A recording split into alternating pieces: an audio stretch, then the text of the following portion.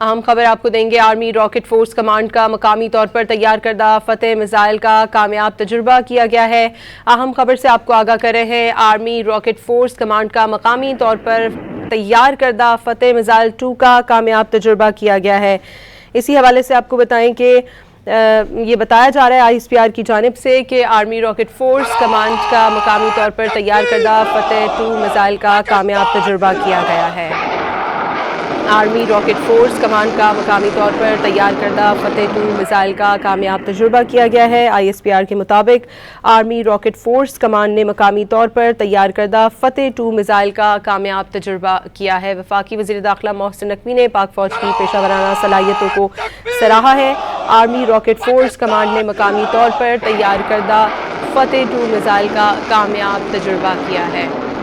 Army rocket force command نے مقامی طور پر تیار کردہ فتح 2 میزائل کا کامیاب تجربہ کیا ہے۔